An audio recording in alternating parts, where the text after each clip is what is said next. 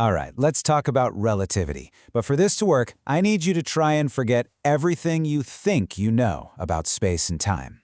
Today, we are tackling one of the biggest ideas in physics, but we're going to do it differently.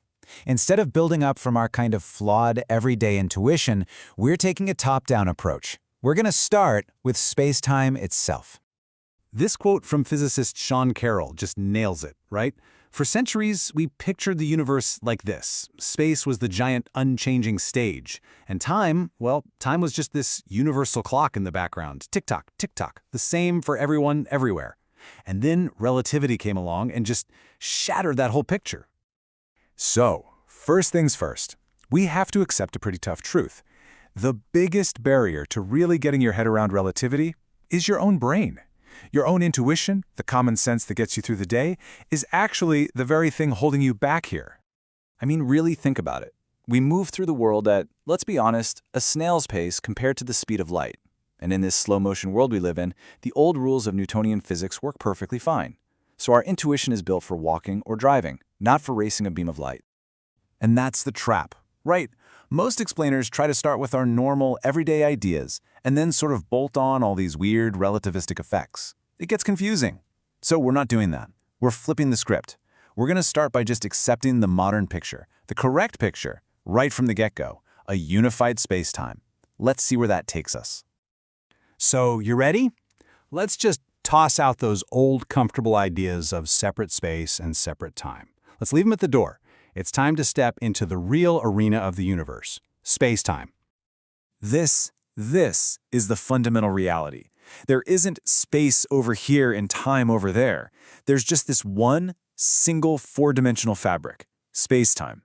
The way we slice it up and say, oh, that's 3 feet, or that was 5 seconds ago, that's just us. It's a human convention, a useful illusion, but it's not what's physically real.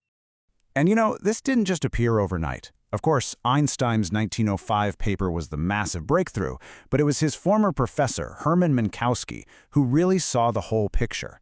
He's the one who famously declared that from then on, space by itself and time by itself are doomed to fade away into mere shadows.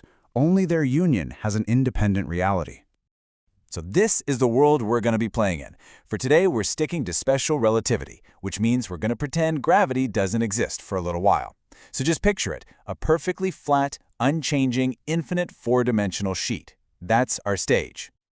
Now, to really get this, we need a good analogy. And it all comes down to realizing there isn't just one kind of time. Turns out, there are two. Okay, let's start super simple. A regular journey, just in space. You want to go from your home to a restaurant. What's the shortest distance between those 2 points? A straight line. Easy, right? We all know that. But here's where relativity flips the table. We don't just travel between locations. We travel between events. And an event isn't just a place. It's a place at a specific time. So our journey isn't just from home to the restaurant. It's from home at 6 p.m. to the restaurant at 7 p.m. That extra ingredient, time, changes the whole game. And I know exactly what you're thinking, because your old intuition is screaming right now. You're thinking, okay, if I start at 6 and I end at 7, the time is 1 hour. What's the big deal? Well, in the world of relativity, it's not nearly that simple. Because relativity introduces us to two kinds of time. First, there's coordinate time. Think of that like the master clock of the universe, the clock on the wall. It just puts labels on things, 6 p.m. and 7 p.m. But then there's proper time. That's the time you personally experience, the time that literally ticks by on the watch on your wrist. And here's the crucial, mind-bending part.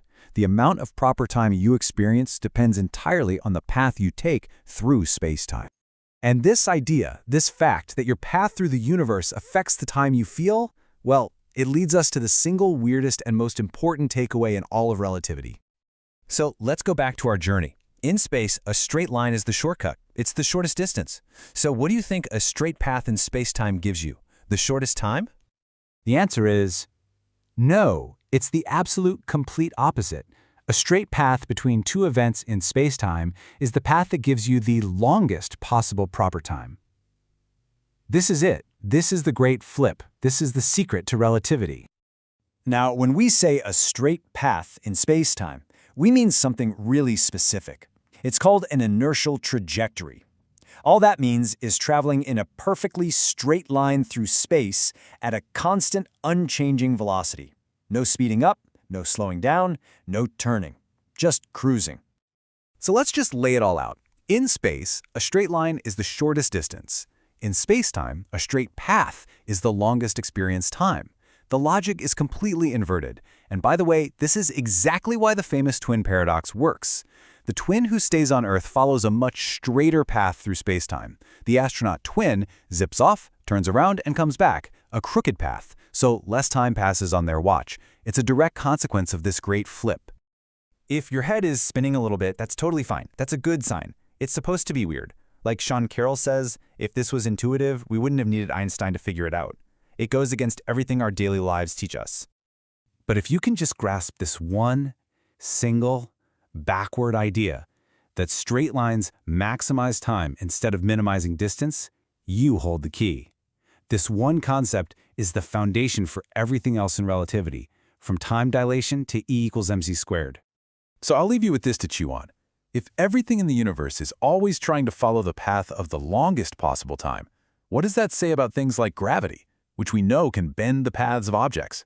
Ponder that, and you're already on your way to thinking like a physicist. Thanks for coming along for the ride.